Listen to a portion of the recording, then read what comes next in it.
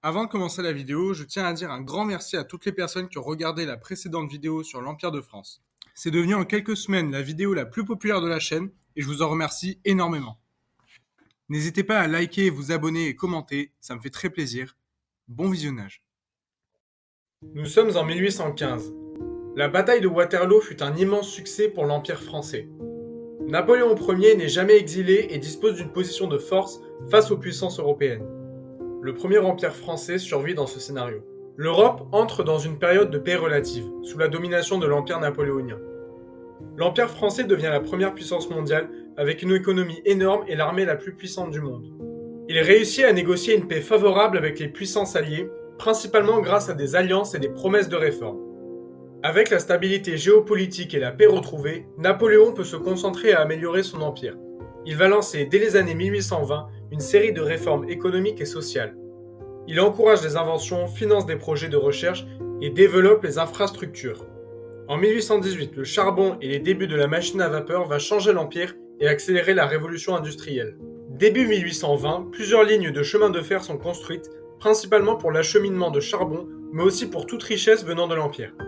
L'empire va s'industrialiser assez rapidement, et cela notamment grâce au commerce et aux inventions technologiques, ainsi qu'aux échanges avec les États-Unis, l'Empire ottoman et l'Empire austro-hongrois. Après plusieurs années, les peuplades conquises pendant les guerres napoléoniennes ont pu fusionner petit à petit avec l'Empire grâce à des réformes sociales. Cela fait de l'Empire français un empire très riche et multiculturel. Les locaux ont pu s'intégrer tout en gardant une partie de leur culture et la langue française se banalise dans l'Empire au fil du temps.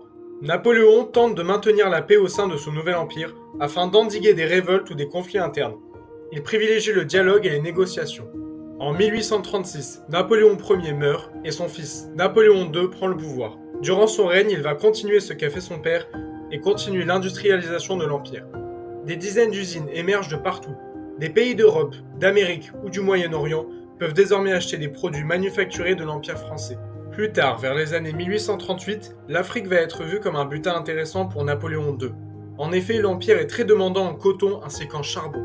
L'Afrique, riche en charbon et en terres propices à la culture de coton, va être colonisée par l'Empire français, beaucoup plus tôt que dans la réalité. D'autres pays africains comme l'Algérie, le Congo, le Maroc, la Libye ou la Tunisie vont être colonisés pour leur richesse en charbon, en diamants, en or et en esclaves. L'Afrique va commencer à être colonisée dès 1830 pour ses ressources, mais également et surtout pour ses esclaves, car dans ce scénario, l'Empire de France reste un empire esclavagiste et continue la traite négrière. Grâce à ces colonies, en moins d'une décennie, l'Empire parvient à devancer les États-Unis en devenant le premier producteur de coton au monde. L'Empire français devient le berceau des innovations technologiques telles que le télégraphe, l'ampoule électrique, le réfrigérateur ou encore le cinématographe. Le 26 mai 1841, des hommes chargés de creuser une mine de charbon en Algérie tombent sur un gisement de pétrole. L'Empire, empli des meilleurs savants du monde, va révolutionner de nouveau son économie ainsi que le monde grâce à l'exploitation de l'or noir, 14 ans avant la réalité. Les débuts du pétrole sont comme dans la réalité, on l'utilise pour l'éclairage et il remplace l'huile de baleine.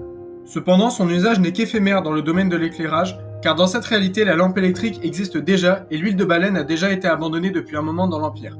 Mais en 1846, la distillerie du pétrole mène à la création de l'essence, qui précède l'invention du moteur à explosion en 1850. Les premiers prototypes de voitures voient le jour dès 1851. Les inventions pleuvent dans l'Empire de France, durant la seconde moitié du 19e siècle. Voitures, avions, aéroplanes, montgolfières, dirigeables, sous-marins, bateaux à moteur, des centaines d'usines apparaissent dans tout l'Empire ainsi que dans les colonies. En 1860, déjà 25 000 automobiles circulent à Paris, Berlin ou encore Madrid. L'Empire développe son armée grâce aux récentes découvertes. Des voitures blindées, des tanks ou des avions de guerre font de l'armée française la plus puissante du monde. En 1865, la guerre de sécession éclate, mais elle sera rapidement calmée par l'Empire de France qui prend position et condamne les États-Unis du Nord. Les États confédérés survivent dans cette réalité. Après quelques années de pause dans la colonisation, l'Empire français va reprendre la colonisation, notamment de l'Océanie et de l'Amérique du Sud.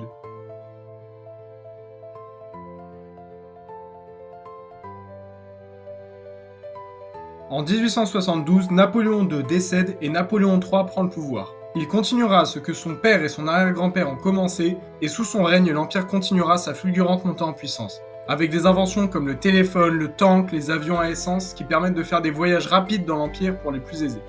Mais surtout, c'est le début des premiers circuits électroniques. En 1902, au centenaire de l'Empire, le premier ordinateur voit le jour. En 1911, la première télévision est fabriquée. La culture française se répand comme une traînée de poudre. On recèle désormais des universités francophones dans le monde entier, jusqu'au Japon. Dans cette réalité, le monde est très différent de notre réalité à nous. La Première Guerre mondiale n'a jamais eu lieu.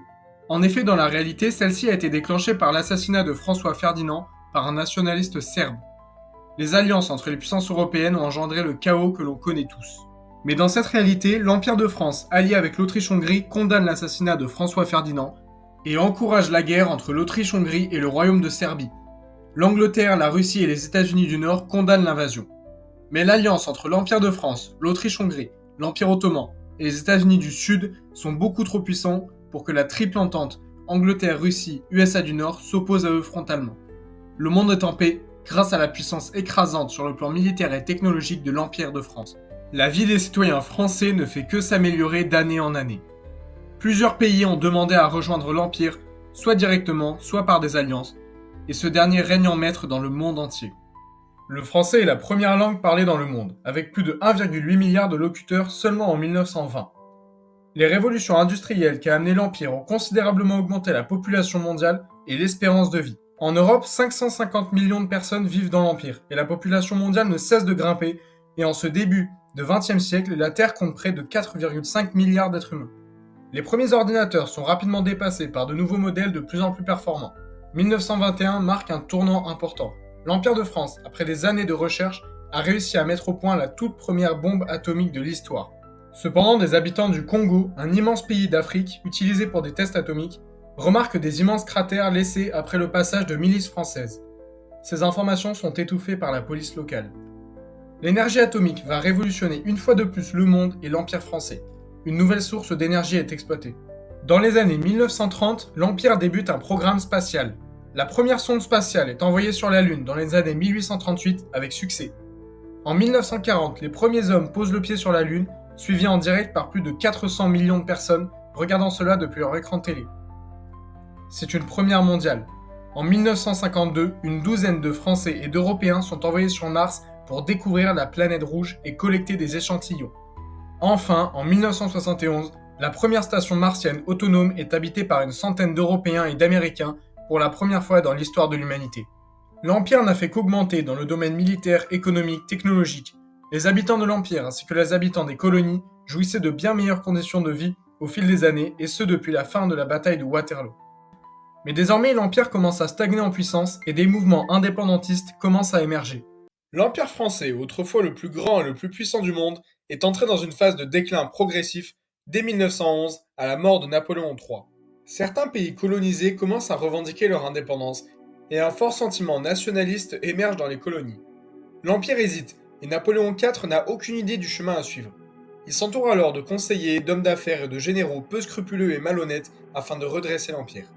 Jusque-là, l'Empire français maintenait la paix grâce à constante montée en puissance. D'année en année, les citoyens de l'Empire jouissaient de bien meilleures conditions de vie. Mais depuis 1950, cette période est terminée. Après presque 130 ans de domination absolue dans le monde entier, l'Empire de France commence à se faire devancer par les puissances russes, anglaises ou nord-américaines. Dans les colonies, les révoltes sont nombreuses, notamment à cause de l'esclavage, une pratique illégale depuis 1899, vue comme barbare et rétrograde, mais encore massivement pratiquée, surtout en Afrique. En effet, dans notre réalité, l'Empire s'est grandement aidé de la traite d'esclaves importés d'Afrique ou d'Asie afin d'accroître son économie. Il s'est également entouré d'empires ou de pays esclavagistes comme les États confédérés ou l'Empire ottoman, deux puissances qui ont fondé toute leur économie autour de leurs esclaves.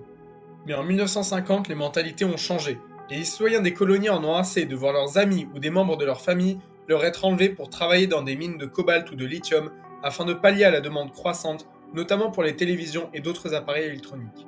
Cependant, tout n'est pas noir pour l'Empire. L'Empire français reste la première puissance mondiale, technologiquement, militairement et culturellement parlant. Son modèle s'est exporté aux quatre coins du monde, et c'est l'Empire qui a amené toutes les révolutions industrielles du monde. C'est également l'Empire français qui a révolutionné la vie de ses citoyens en leur apportant plus d'un siècle d'opulence et de paix. Après ce petit point géopolitique, on va voir plus en détail comment l'Empire français a décliné durant le XXe siècle. Napoléon IV va régner 50 ans, de 1911 à 1961. C'est sous son règne que l'Empire débute une phase de déclin. Napoléon IV était un passionné des sciences et des nouvelles technologies. Il a détourné de l'argent et financé avec l'argent des impôts des citoyens français de grands projets scientifiques très poussés pour l'époque et principalement tournés vers la conquête spatiale. C'est grâce à ces financements illégaux que l'Empire a maintenu son influence technologique dans le monde et a pu pour la première fois dans l'histoire de l'humanité permettre à les hommes de poser le pied sur la Lune ou d'explorer la surface de Mars. Le problème, c'est que les voyages dans l'espace, ça coûte cher, extrêmement cher. Le financement de ces voyages spatiaux a créé de lourdes dettes pour l'Empire. Le second problème est que ces explorations spatiales ne sont pas du tout rentables. Même si cela était une première dans l'histoire de l'humanité, c'est réellement de l'argent jeté par les fenêtres. En plus d'être obnubilé par l'espace et ses mystères, Napoléon IV va négliger l'état de son empire, allant jusqu'à laisser ses généraux décider de quoi faire en cas de révolte dans les colonies. La plupart sont réprimés dans le sang. Le mécontentement des indigènes dans les colonies a explosé. Avec la création des ordinateurs et de la télévision, la demande en métaux tels que le lithium et le cobalt a elle aussi explosé. Pour pallier à la demande, certains se sont tournés vers une vieille pratique illégale, l'esclavage. Des prisonniers, des criminels, mais bien souvent de simples citoyens, arrachés à leur famille et forcés à travailler dans des mines où les conditions de travail sont affreuses et les morts fréquents. La demande est si importante que bien souvent les exportateurs ferment les yeux sur ces pratiques. L'esclavage ayant été aboli en 1899 dans cette réalité, ces méthodes d'exploitation sont absolument illégales, mais malheureusement très peu de gens s'en soucient. Les populations indigènes en ont de plus en plus marre de cette présence française et de violentes manifestations ou révoltes sont réprimées dans le sang, ce qui attise encore plus la colère des manifestants. En 1961, Napoléon IV meurt lors d'un accident de voiture. Son jeune fils, Ferdinand Ier, devient empereur de France. Cet homme avait de légers problèmes mentaux. Il était paranoïaque, ce qui ne se remarquait pas beaucoup pour le moment. Mais tout change le 17 juin 1982. Ce jour-là, Ferdinand Ier est en voyage au Congo afin de rencontrer les populations locales et de discuter d'une hypothétique indépendance du Congo. Mais après une rencontre dans un petit village, les gardes de l'empereur sont subitement tués et Ferdinand Ier est enlevé par un groupe de jeunes indépendantistes congolais. Il est séquestré et torturé pendant plusieurs heures avant qu'une unité secrète française parvienne à le libérer. Cela va profondément marquer l'empereur et ça va accentuer sa schizophrénie. L'empereur devient petit à petit persuadé que tout le monde veut le tuer ou lui faire du mal. Durant le reste de son règne, il va énormément restreindre les libertés des citoyens français. Il va également se désintéresser des affaires de l'État, il reste cloîtré dans ses appartements et refuse d'en sortir. Il laisse le pouvoir à ses généraux et à son oncle. Ces derniers vont perpétrer des dizaines de massacres dans les colonies, dus aux révoltes et aux mouvements indépendantistes. Sauf que de nos jours, dans ce scénario, les informations circulent beaucoup plus rapidement qu'à l'époque, et ces massacres sont bien plus médiatisés qu'avant. Nous sommes en 1982, rappelez-vous. La population française s'indigne de toutes ces violences. Des violentes manifestations secouent l'Empire tout entier, mais le nouveau régime autoritaire ne compte pas laisser ces manifestations se produire. Les généraux français, sans la moindre empathie, vont décider tout simplement de tirer sur la foule. Les manifestants se dispersent, la rage au ventre.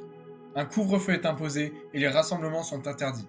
Une dictature impériale est mise en place. Cette dictature impitoyable va durer 11 années. En 1993, Ferdinand Ier est retrouvé mort pendu dans sa propre chambre. N'ayant pas eu de descendants, c'est son frère qui prendra le pouvoir, Charles Bonaparte Ier du nom.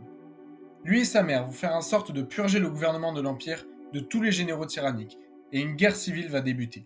Celle-ci va durer 2 ans et elle opposera les soldats fidèles à l'empereur contre les hommes fidèles à la dictature. Elle sera assez sanglante avec beaucoup d'attentats et d'assassinats politiques. Mais la guerre est finalement gagnée par la dynastie Napoléon en 1995, après plus de 2 millions de morts et un empire à genoux. L'économie tout entière est en berne et l'empire est touché par le chômage de masse, la pauvreté et une insécurité grandissante.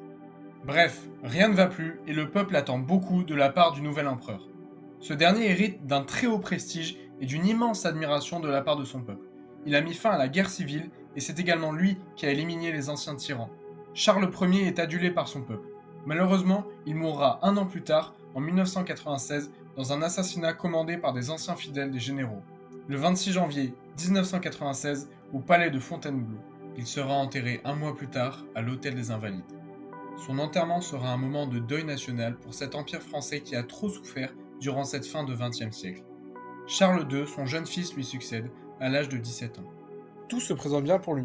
Il hérite d'une situation complexe avec tout un tas de crises politiques et financières. Néanmoins, et c'est très important, le peuple français l'aime beaucoup. Il hérite du prestige et de la renommée de son père et du nom de sa famille. L'Empire va mal, mais le peuple français a confiance en son nouveau dirigeant. Tout ce qu'il aurait eu à faire pour devenir l'un des empereurs les plus appréciés, ça aurait été de distribuer plus équitablement les richesses entre les riches et les pauvres, ainsi que de taxer les ultra-riches familles de l'Empire pendant une courte durée afin de relancer l'économie de la nation. Mais Charles II a de tout autres ambitions pour l'Empire. Une fois son prestige et son honneur obtenus, ainsi que ses fesses d'empereur torchées, il va tout simplement s'asseoir sur son trône et ne va absolument rien faire. Durant le restant de son règne, ces mesures sociales tant attendues se font attendre de plus en plus longtemps et n'arriveront jamais. Il fait donner des banquets, invite les puissants et les grands hommes d'Europe à des orgies organisées dans le palais de Fontainebleau, un endroit très important pour la mémoire du peuple de l'Empire. Un palais où résidait Napoléon Ier, ainsi que l'endroit où Charles Ier, héros de la nation, fut assassiné. Bref, un endroit presque sacré pour les Français. Et Charles II, pourtant au courant de l'importance de ce lieu dans la mémoire des sujets de l'Empire, va y faire venir des danseuses et organiser des fêtes pas très approuvées par le pape, ainsi que des banquets d'une richesse révoltante, alors que des dizaines de millions de Français crèvent la dalle. Charles II se fiche éperdument des affaires de l'État. Il délaisse la conquête spatiale, les financements scientifiques, ainsi que les indépendantistes. Il en a tellement rien à foutre de son propre empire qu'il va même jusqu'à accepter les déclarations d'indépendance de plusieurs pays de l'Empire, ainsi que de pays des colonies, sans aucune condition.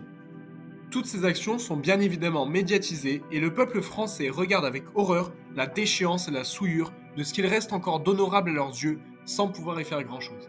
Malgré les avertissements et ses soutiens, Charles II s'en fout royalement, c'est le cas de le dire, et continue ses banquets orgiaques, sous les yeux du peuple français. Son règne se termine le 18 mai 2004, le jour du bicentenaire de l'Empire. Ce jour-là, Charles II, pris d'un éclair de lucidité, se dit que son peuple a besoin de lui et décide de prendre sa magnifique limousine et d'aller fêter le bicentenaire avec une foule de Parisiens dont la plupart sont affamés. Il organise un immense banquet place de la Concorde. Avec les Parisiens affamés, il va créer un bordel monstrueux et les mouvements de foule feront 24 victimes et des centaines de blessés. La police ne pourra pas retenir la foule affamée et va tout simplement décider de partir, laissant Charles II sans protection. Enfin, vint le moment de chanter l'hymne national et rendre hommage au bicentenaire de l'Empire, ainsi qu'à tous les empereurs qui ont donné de leur sueur ou de leur sang pour bâtir cet empire français. Charles II refuse de chanter avec son peuple. Pris d'une vive lassitude, il se rendra sur son portable pour scroller quelques vidéos. Devant ce manque de respect envers l'Empire, la foule de Parisiens va lyncher Charles II. Il reçoit des coups, des crachats, des injures et même des coups de couteau. Certains lui crèveront les yeux et lui arracheront ses précieux vêtements. Selon la légende, ce serait un de ces hommes de la garde royale, dissimulé dans la foule, qui aurait fini le boulot en lui tranchant la gorge. Charles II succombera en quelques minutes et aura droit à un enterrement digne d'une fête de village dans la Creuse, car pratiquement personne ne sera présent pour assister aux funérailles de cet empereur, qui malgré son prestige hérité, n'a rien fait pour arranger les dégâts dans son empire. Après la mort de Charles II, l'empire va imploser. Beaucoup de pays ont pu quitter l'Empire tout à fait légalement et sont désormais indépendants. Le reste de l'Empire s'est scindé en deux, une partie Est et une partie Ouest. L'Est est dirigé par le cousin de Charles II, Henri Ier du nom, qui instaure un régime autoritaire, tandis que l'Ouest est dirigé par Napoléon VI, un oncle de Charles II. Lui va conserver les idéaux bonapartistes et maintient la liberté des sujets de l'Empire. Les deux empires vont se mener une guerre impitoyable de 2005 à 2018. Ce conflit va rapidement devenir mondial. Les alliés à la dynastie de Napoléon, comme l'Empire ottoman, l'Empire du Portugal ou les États confédérés, soutiennent l'Empire de l'Ouest dirigé par Napoléon VI.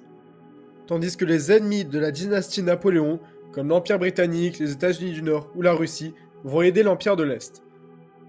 Le conflit sera brutal et sanglant. 120 millions de gens y laisseront la vie. L'arme nucléaire, très performante en ce début de siècle, sera utilisée maintes et maintes fois, faisant encore plus de morts et détruisant des paysages, irradiant des vallées et polluant les océans.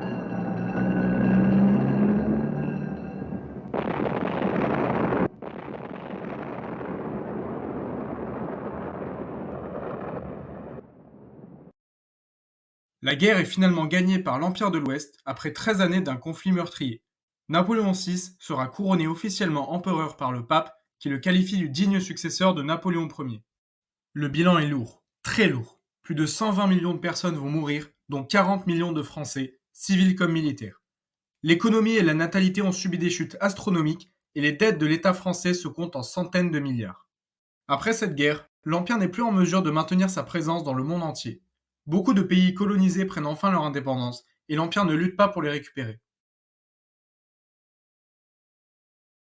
Cependant, certains restent sous la tutelle de l'Empire. L'Empire a perdu beaucoup de sa puissance, et ce sont désormais des pays d'Asie tels que le Japon, la Corée ou la Chine qui dominent dans les domaines technologiques. L'Empire se fait également devancer par les États-Unis du Nord, devenus un pays à part entière. Dans ce monde, le communisme n'a jamais vu le jour. Le modèle impérialiste est bien différent de notre réalité et beaucoup plus répandu. Les grandes familles royales sont les piliers de leurs États respectifs. Le modèle monarchiste est encore très présent et malgré quelques démocraties naissantes comme aux États-Unis ou en Chine, les monarchies sont encore très présentes partout en Europe et ont un pouvoir très important. Les monarchies absolues sont encore courantes, comme en Espagne ou au Portugal. Le monde est divisé entre les capitalistes et les monarchistes. Bon, tout ça c'est bien beau, mais il reste encore un problème, et un problème de taille qui touche le monde entier. L'écologie.